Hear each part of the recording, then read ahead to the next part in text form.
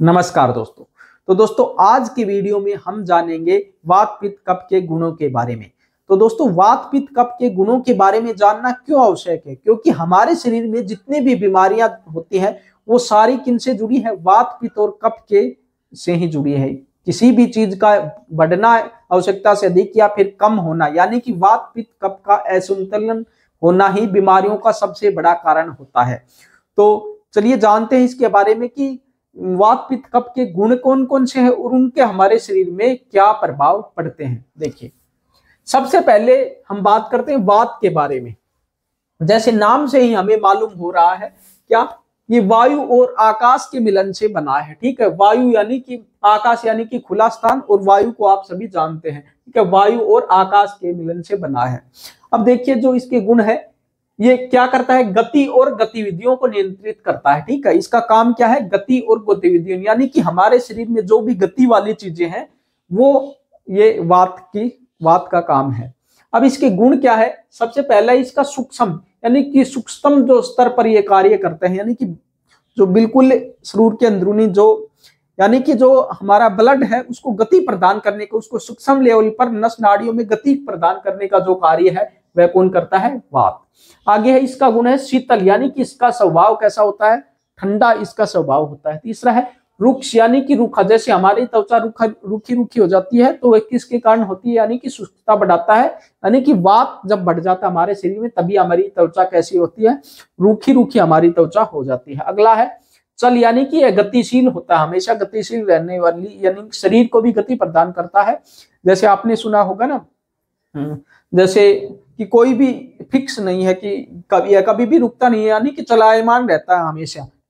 अस्थिर यानी कि परिवर्तनशील, ये वही बात आ गई कि हमेशा यह गतिशील रहता है, कोई स्थिर इसका स्वभाव नहीं है। अब बात आती है कि मान लो यह हमारे शरीर में इसके क्या प्रभाव पड़ते हैं। ठीक है, यदि यह हमारे शरीर में संतुलन में रहता है तब इसके क्या फायदे हैं?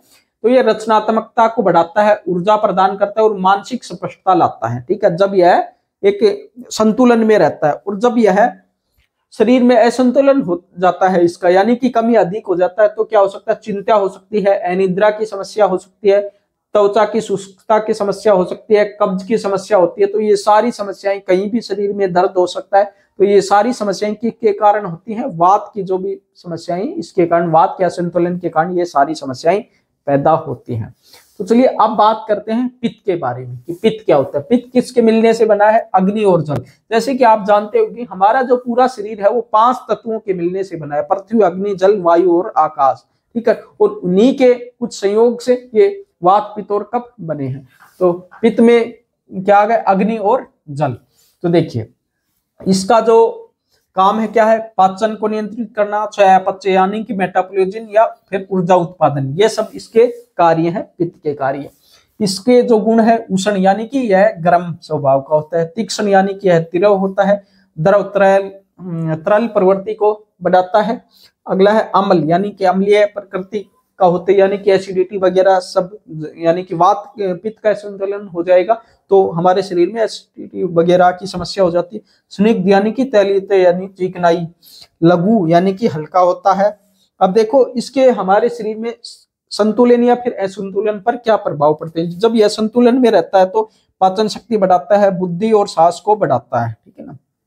जब यह असंतुलन में होता है, जब गुस्सा आता है, हमें ज्यादा जलन की शिकायत हो सकती है, अपच की और त्वचा रोग, ये सारी समस्याएं, बाकी और बहुत सारी समस्याएं, लेकिन ये तो कुछ जो मुख्य समस्याएं वो उसके बारे में हम एक बेसिक आपको ज्ञान दे रहे हैं कि वात पित्त होता क्या है, उसके गुण क्या है। ठीक है, बाकी जब इसके डिटेल में चलेंगे, जब सारी चीजें आपकी आगे क्लासों में ये आएंगी। अब बात करते हैं कफ के बारे में।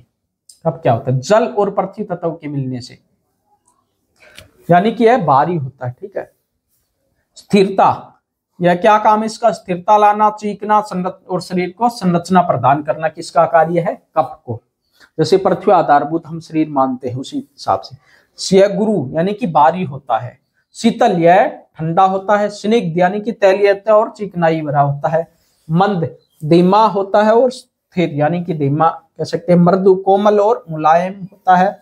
स्थिर, स्वभाव स्थिर और स्थायित्व प्रदान करने वाला होता है। अब बात करते हैं जब इसका संतुलन बिगड़ जाता है या फिर संतुलन में रहता है। जब ये संतुलन में रहता है तो क्या फायदा होता है? सहनशीलता प्रदान करता है, धैर्य, स्थिरता प्रदान करता है, ये इसके फायदे हैं।